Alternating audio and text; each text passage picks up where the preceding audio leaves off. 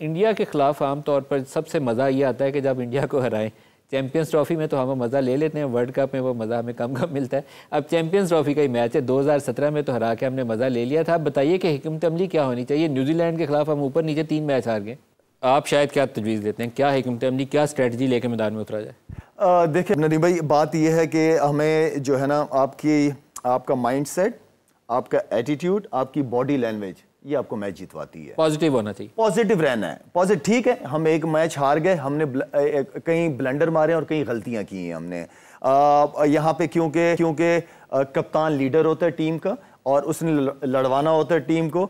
मैं समझता हूँ कि रिजवान को, क्योंकि हमने बहुत सपोर्ट किया, मैंने बहुत सपोर्ट किया पर्सनली एज अ कैप्टन के, वो कप्तान वही पाकिस्तान के लिए इस वक्त सबसे बेहतर चॉइस है।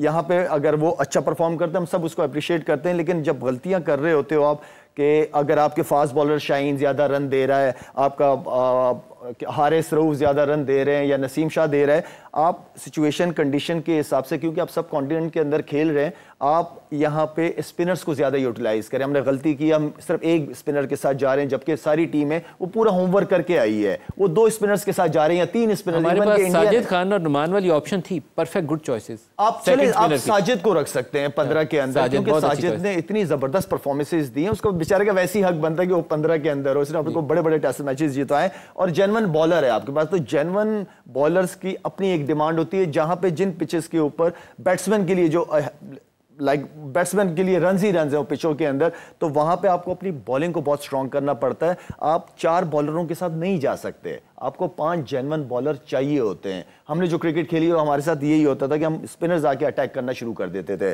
तो वो फिर आपके पास फखर जमान आपका इंजर्ड प्लेयर है, आप उसको 4थे नंबर पे भेज रहे हैं, ये बहुत बड़ी ब्लंडर कहूंगा इसको। और उस मौके पे भेजा जहां आपको फास्ट सिंगल जबल खेलना था और उससे भागा नहीं था। बिल्कुल नदीम भाई, और आप उसको 7वें नंबर पे खिला देते, जो आपके फिट प्लेयर है उनको पहले भिजवा देते। और आप रिजवान, मैं समझता हूं कि उसको ओपन करनी चाहिए थी। सऊद शकील ओपन, मेरा नहीं ख्याल कि वो इतना फास्ट बॉल को एडजस्ट नहीं कर पाएगा। और दूसरा नदीम भाई, वो T20 के अंदर बाबर और रिजवान काफी अरसे से उनका कॉम्बिनेशन बहुत अच्छा है, अंडरस्टैंडिंग आपस में बड़ी जबरदस्त है इन दोनों की, बाबर और इसकी। तो इसको लीड करना चाहिए था फ्रंट। इंडिया के खिलाफ क्या करें? इंडिया के खिलाफ अगर इन्होंने हमें खामोश करना है तो इंडिया के खिलाफ तो जीतना पड़ेगा इंशाल्लाह। लेकिन ओपनिंग कौन करे? ओपनिंग कौन करे? ओपन कौन करे? अभी तो इमाम फखर आउट हो गया, देन इमाम अभी एज अ ओपनर उनको कॉल किया है। तो लेट्स सी क्या डिसीजन लेते हैं। इमाम की जगह तो पहले भी बनती थी, इसलिए कि फखर फिट नहीं था आपका, और हमें समझ नहीं आ रहा था कि ओपन करनी किस तरह है। तो चैंपियंस ट्रॉफी शुरू होने से 1-2 दिन पहले, 3 दिन पहले तक अगर आपको नहीं पता कि किसने ओपन करनी है, कौन आएगा टीम में, ये सारी चीज़ें तैयारियां होती हैं पहले। तो बाबर और इमाम आप कह रहे हैं ओपनिंग करें? बाबर और इमाम हो सकते हैं। आपने उस्मान को लेके आए एज अ ओपनर, अगर फखर नहीं है तो उस्मान को आप ट्राई कर सकते हैं। और फिर 1 डाउन साउथ, 1 डाउन, फिर वो अगर ये आते हैं तो फिर मेरे ख्याल में सऊद की जगह नहीं बन पाएगी। फिर सऊद की जगह नहीं बने, फिर सऊद की जगह मेरे ख्याल में 1 डाउन कौन आएगी? फिर 1 डाउन फिर आप इन्हीं में से आएगा, क्या नाम है, या बाबर होगा या रिजवान होगा, या बाबर या रिजवान। कंडीशन के हिसाब से बॉलर जो कप्तान है वो बॉलर्स को यूज करता है, और यही लीडरशिप होती है कि आप जिस सिचुएशन में जिसकी जरूरत हो। तो मेरे ख्याल में क्योंकि कंडीशन यहाँ पे स्पिनर्स को बहुत सूट करती है, go with a genuine spinner, जल्द से जल्द लेके आए उनको। और अगर हमारे बॉलर स्ट्रगल कर रहे हैं, पहले तो बॉलिंग कोच के साथ उनको अपना प्लान बनाना चाहिए कि हमें आखिरी के ओवर किधर करने चाहिए, क्योंकि कंटिन्यू 3 मैचेस के अंदर हम 100 से ऊपर रन दे रहे हैं 10 ओवर में, जो कि बड़ी हैरत है कि शाहीन और हारिस रऊफ अगर इतने अरसे से खेल रहे हैं, इतने सीनियर हो गए, तो इनको बड़े शो के अंदर बड़ा परफॉर्म करना पड़ेगा। सर, स्पिनर्स का आपने रोल आपने भी एम्फसाइज़ किया और यूसुफ ने भी किया। आपके पास इब्रार है जो भी बहुत एक्सपीरियंस नहीं है, उसको आप डेथ में बॉलिंग नहीं करवाते, आप करवाएंगे तो एक्सपोज कर रहे होंगे उसको। दूसरी तरफ 2 पार्ट टाइमर आपके पास आ जाएंगे, खुशदिल और आगा। तो डेथ ओवर्स में तो इतना बड़ा आप जुआ खेलेंगे कि पार्ट टाइमर से आप कहें कि आप 48 और 50th ओवर आप बॉल करो। इसलिए मैं कह रहा हूँ कि अजहर महमूद के साथ मिलकर सारे फास्ट बॉलरों को प्लान बनाना पड़ेगा कि हमने कौन से एरिया को हिट करना है, हमने आखिरी के ओवर किधर करने। पाकिस्तान टीम की हमेशा स्ट्रेंथ रही है अच्छे यॉर्कर्स, वो यॉर्कर्स नज़र नहीं आ रहे। अगर वो यॉर्कर है भी तो कंसिस्टेंट यॉर्कर नहीं होने चाहिए। बैट्समैन मेंटली रेडी हो जाता है कि इसने यॉर्कर करनी, तो फिर पीछे की तरफ खेलना शुरू हो जाता है। आजकल तो इतनी स्किल्स प्लेयरों की आ गई है कि वो हर तरह के शॉट खेलते हैं। तो मैं समझता हूँ कि यहाँ पे जितनी भी ये तैयारियाँ जो हैं ये नदीम भाई इतने बड़े इवेंट से पहले की जाती हैं, और मैं समझता हूँ कि इनके पास ये बहुत अच्छा मौका है।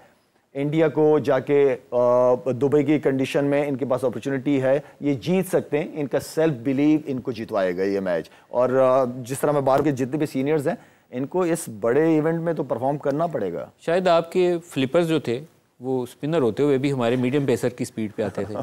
तो हमारे ये जो सुपर फास्ट बॉलर हैं, बड़ी क्वालिटी बॉलर्स हैं जेन्युइनली, पेस वेरिएशन भी वो नज़र नहीं आई जो आनी चाहिए थी। तो ये आपको लगा नहीं एक फ्लॉ है? बिल्कुल जरूरी है, प्रेडिक्टेबल हो जाते हैं ना, एक ही पेस पे एक अगर बॉल पता है तो ये तो उनको भी पता होना चाहिए। क्यों नहीं हुआ? देख पिच के हिसाब से आपको अपने आप कुछ कभी कभार नदी में ऐसी भी पिच या ऐसी कंडीशन होती है कि आपको ओवर में 3-3 स्लो वन करनी पड़ जाती हैं। मैंने डेल स्टेन को देखा है, वो नया बॉल एशिया के अंदर मैंने देखा वो रिवर्स स्विंग करता था।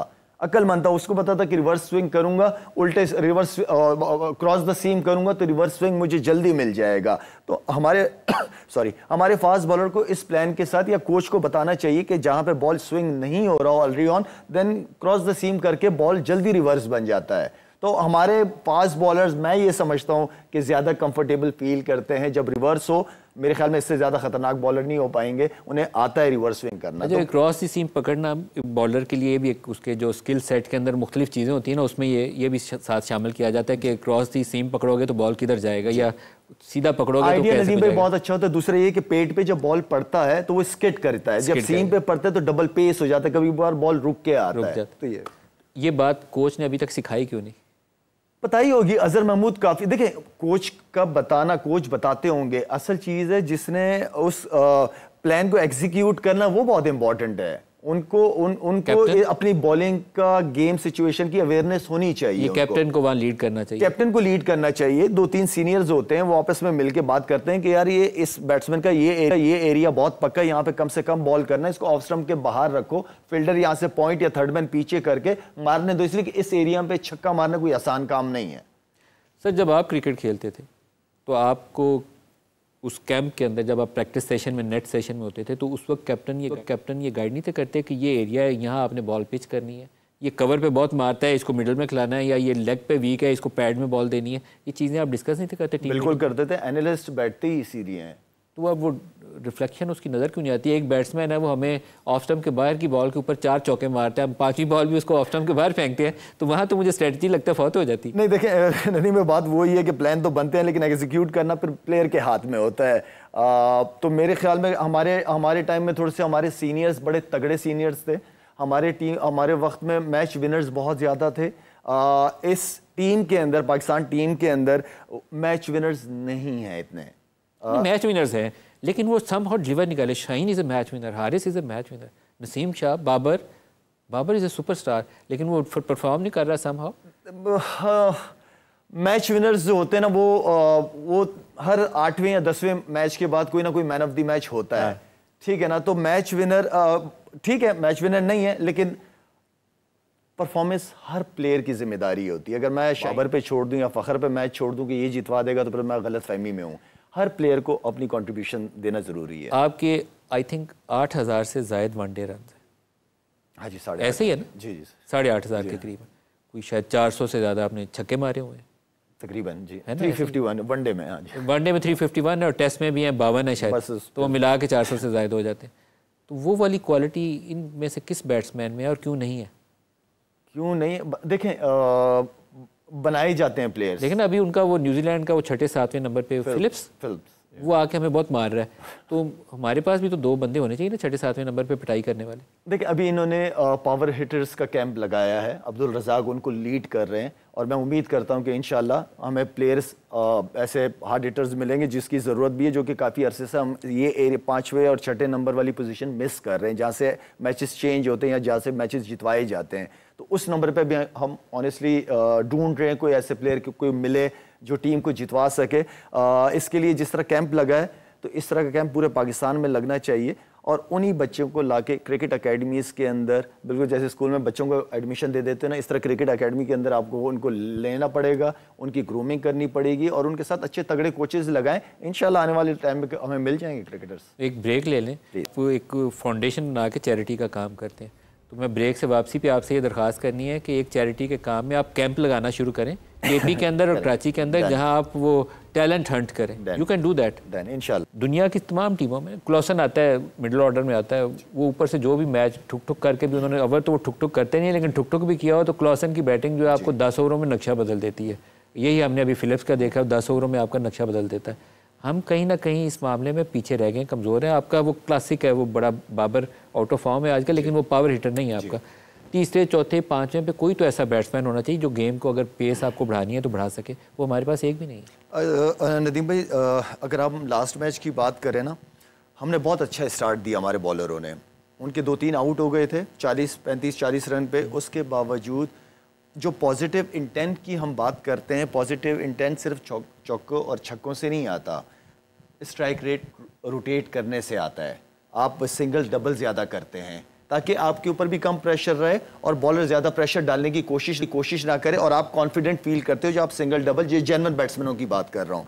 तो हमने अगर देखा जाए तो हमने तो लास्ट मैच में तकरीबन 27 ओवर, मेरे ख्याल में 27 ओवर हमने डॉट खेले 162 बॉल्स डॉट 162 बॉल डॉट खेले हैं। मुझे उन्होंने भी खेले हैं, लेकिन उन्होंने उसको लेटर ऑन उनको चेंज किया, कन्वर्ट किया, अपने स्ट्राइक रेट को बेहतर किया है। तो हमारा सिर्फ हिटिंग का मसला नहीं, हमारा सिंगल डबल का भी मसला है। तो जहां तक हिटिंग की बात है, जैसे खुशदिल ने बहुत अच्छी हिटिंग की है, बड़ी ज़बरदस्त बैटिंग की। सलमान अली आगा की अगर मैं बात करूं, उसका इंटेंट बहुत पॉजिटिव पहली बॉल से नजर आया था कि वो आया है और एक माइंड सेट के साथ आया कि मैं खुल के अपना गेम खेलूंगा। तो ये वो है। इससे नियाजी एक बच्चा भी कुछ अर्से पहले पाकिस्तान के लिए खेल रहा था, अब वो चैंपियंस ट्रॉफी से पहले पूरा चांस दिया, उसके बाद अब चैंपियंस ट्रॉफी में अनाउंस नहीं किया। मतलब आपने इन्वेस्ट किया लेकिन जहाँ ज़रूरत थी उसको नहीं खिलाया। अब ऐसे लड़कों के ऊपर काम किया जाता है, इनको अकेडमीज ला के इनकी स्किल्स के ऊपर काम किया जाता है। पावर हिटिंग क्या होती है, और पावर हिटिंग वनडे के अंदर पावर हिटिंग तो बात की बात है। पहले आप आके अपने आप को एडजस्ट करते हो, अपने जो बैट्समैन होते हैं वो अपने स्ट्राइक रोटेट करते हैं, एंड देन उसके बाद पावर हिटिंग तो बात की आती है, 15 या 10 ओवर के बाद की गेम आती है। तो कहने का मतलब ये है कि सिर्फ पावर हिटिंग नहीं, आपका जो इंटेंट है वनडे के अंदर सिंगल डबल वाला वो ही नहीं है। तो मेरे ख्याल में 10 ओवरों में हमने 22 स्कोर किया, सिर्फ 10 ओवर में, और आप 320 चेस कर रहे हैं। 320 चेस कर रहे हैं, तो आपने अपना मैच आधा तो आपने वहाँ हार दिया ना फर्स्ट 10 ओवर। बिल्कुल ऐसी है। तो वहाँ पे आप अगर 45 रन करते, 50 भी ना करते, तो इवन देन आप बड़े बेटर ऑफ होते टुवर्ड्स द एंड। बिल्कुल प्रेशर ना होता। बिल्कुल सऊद शकील ने जिस तरह का शॉट खेला वो नहीं बनता था उसका। साउथ लेकिन उस बाउंस को एडजस्ट नहीं कर रहा था। 135 पे बॉल हो रही थी, लेकिन उसकी वो नए बॉल की वो हाइट जो आ रही थी उसकी बाउंस को एडजस्ट नहीं कर रहा। सर हम दूसरी तरफ ये कहते हैं कि टेक्निक बहुत अच्छी है, तो टेक्निक अगर अच्छी होती तो इतना दूर के बॉल को, अवे बॉल को तो आप नहीं मार सकते। देन फिर आप जाते हो एक्स्ट्रा कवर की तरफ जाते हो अगर नॉर्मल क्रिकेट। तो खैर मैं समझता हूँ कि आई थिंक के कमी काफ़ी सारी चीज़ों की है।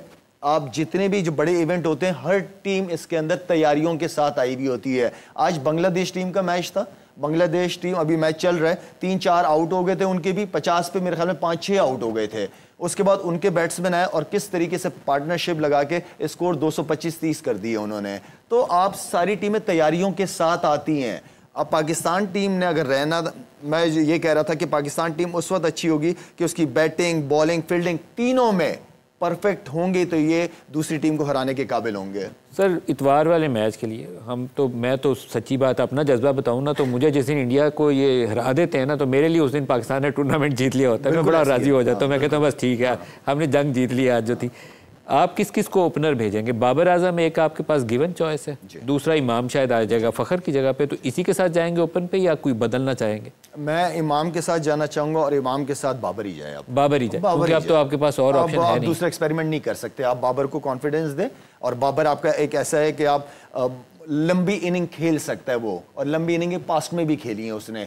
दूसरे बाबर के सराउंडिंग में जो बाकी प्लेयर्स हैं वो गेम को आगे लेके चलें। बाबर का रोल क्या होना चाहिए? आमतौर पे मुझे लगता है हमारी टीम में रोल डिफाइन नहीं होता। बाबर का रोल तो फिर ये होना चाहिए ना कि वो 35-40 ओवर विकेट पे खेले एक तरफ, 100 रन करे, और उसके इर्द गिर्द बाकी टीम 150-180 रन करे, तो टोटल आपका ठीक 300 तक चला जाए। अब आपने इसी माइंडसेट के साथ ही जाना है। इंडिया के खिलाफ हमारे बैट्समैनों का तकरीबन आप 42-45 ओवर तक जो है ना वो 6-7 बैट्समैन अंदर रहें।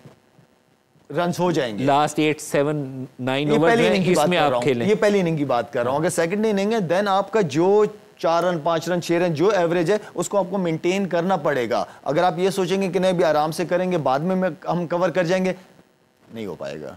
और दूसरा इंपॉर्टेंट क्वेश्चन, फिर 1 डाउन और 2 डाउन पे कौन आएगा? 2 डाउन पे आप रिजवान भेजते हैं अगर, तो 1 डाउन पोजीशन पे कौन आएगा? 1 डाउन पे इसमें से ये आ जाएगा, क्या नाम है इसको, मोहम्मद रिजवान। आप सऊद शकील की जगह कौन खेलता है, या आपका उस्मान क्या खेलता है कि नहीं खेलता? पहले तो ये अपने प्लेयर्स बनाएंगे 11। वनडे का मैच पहला हमने उसको फिर ट्रायल देना होगा उस्मान खान को। क्यों? वनडे इंडिया के खिलाफ टेस्ट कर रहे हैं। मैटर जो प्लेयर है जिसे जो अपॉर्चुनिटी मिलेगी उसको अवेल करनी पड़ेगी। अगर आपके आपने हीरो बनना है तो अगेंस्ट इंडिया आप हीरो बन सकते हैं, आपको मौका दे रहे हो। आपके ख्याल में ट्राई करना चाहिए उसे? करें, ट्राई करें, पॉजिटिव खेलता है ना। हमें वो प्लेयर चाहिए जो अंदर से दलेर हो, और इंडिया के खिलाफ जो क्रिकेट है वो दलेरी की क्रिकेट होगी। और फिर नीचे जाके वही खुशदिल और वो तैयब ताहिर के साथ जाएंगे। तैयब ताहिर आपके पास है, खुशदिल आपके साथ है, सलमान अली आगा माशाल्लाह अच्छी फॉर्म में है आपके पास player. Salman is doing well, good. बिल्कुल, सलमान 4-5 ओवर भी कर रहा है और बैटिंग भी ठीक है। लास्ट मैच में ओवर नहीं कराए उससे, लास्ट मैच में करवाने चाहिए थे, बिल्कुल कराने चाहिए थे। यूएई की विकेट पे जरूरत होगी उसकी बॉलिंग की? बिल्कुल ज़रूरत होगी। जो आज हमने देखा है पाकिस्तान इंडिया एंड बांग्लादेश का मैच, बहुत अच्छा ग्रे प्लेयर है। ग्रे प्लेयर है। तो आपके ख्याल में संडे वाले दिन भी सेम विकेट ऐसी जगह ऐसी कंडीशंस मिलेंगी?